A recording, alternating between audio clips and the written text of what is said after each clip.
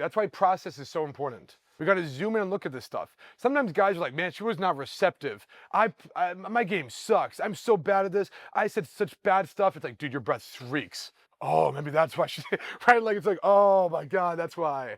Like, you gotta diagnose the correct things. That's why this is one of the hardest things to figure out because of something called, in the psychology world, extraneous variables. This is the nuisance. Because of extraneous variables, everything I'm teaching you, anything anyone teaches you on this topic will always be classified as a pseudoscience. There's this at the end of the day, I know what works, you know, whatever. But can I prove it in a lab? No. If one, it's not ethical. Like, you can't like force somebody to come and try somebody and like, well, let's first science, see what happens. If Johnny makes you it doesn't work that way. Second, there's way too many extraneous variables. We're just too complex. There's too many scenarios. What's he's wearing, the type of girl, the type of guy, like, we don't know, okay? But because we're all going out and we're all getting data and we're all sharing notes with each other, which is what this whole industry is founded upon, we just learned what works. And we're figuring out, but with that said, we also figure out our own style as well. So, extraneous variables are the bane of our existence in figuring this out because we have to go through each line, like, was it the eye contact? Was it the fashion? Was it the smell? Was it what I said? Was it what I didn't say? Was it, oh my God, it was a fucking friend? Or is it, oh my God, she's a lesbian, that's right. Like, there's so many things. She had a boyfriend, like, we don't know. So the only thing we can know, data over time, macro. Results have to be macro looked. We can't go by one interaction tells me nothing. Basically, practically nothing. You gotta do it again and again and again and again. Show me you've done something 200 times.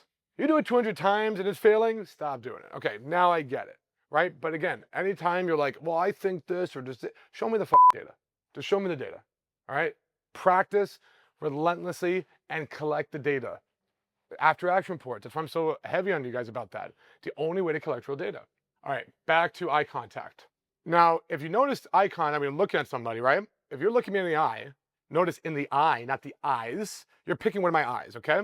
Now, chances are, if we're looking in the eyes, if you're doing rapport, you're looking in this eye. Now, if you're going #deep, you're gonna look in this eye, all right? So if you make eye contact with somebody, okay, so right now, when you look me in the eye, which eye are you looking at? Here, 1 or 2? Your right. Right, my right? That's normal. That's usually normal. When a guy within the guy, or just basic rapport, I would look at your right eye, you're looking at my right eye. You know, that's normally what we do. It's just the most comfortable one for a reason. The right eye goes to the left side of the brain. It switches, okay? The left side of the brain is logical. We're thinking, we're exchanging information. As I'm talking to you, I'm giving you information, I'm looking at your right eye to right eye.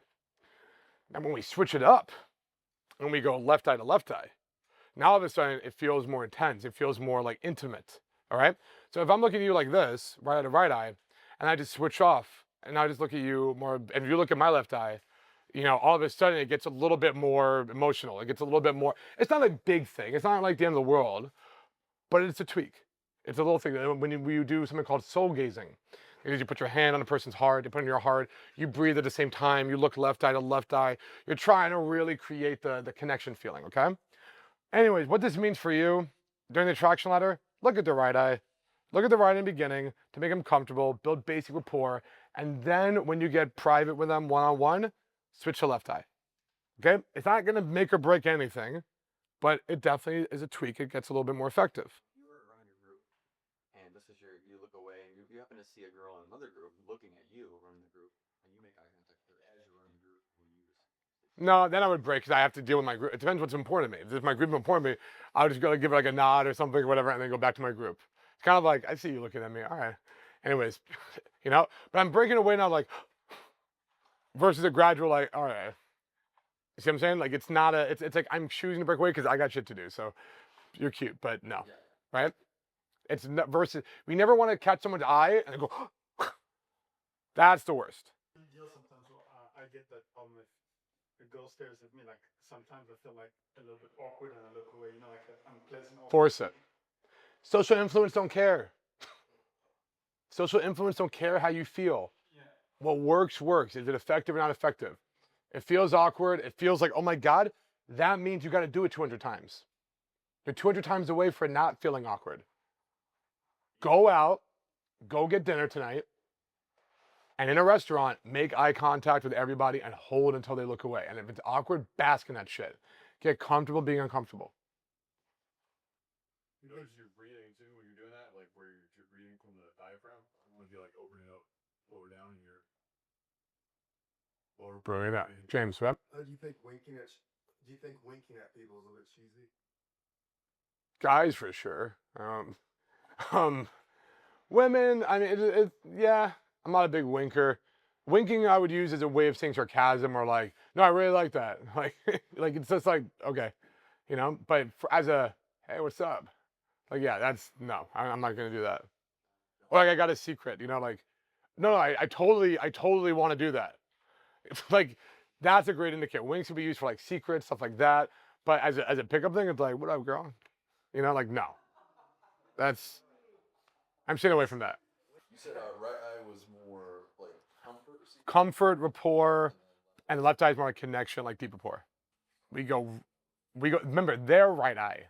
So it'll be our left side and then the right side. It's This is, for me, it'll be, this is the left eye, so I'll be connecting with this eye, and then this eye. this side right here is for the basic rapport, and then you switch to this eye.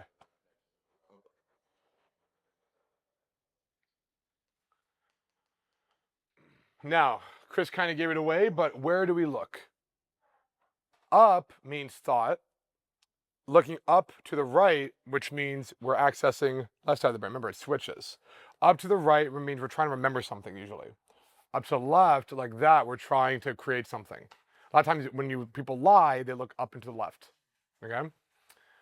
Downward is always shame.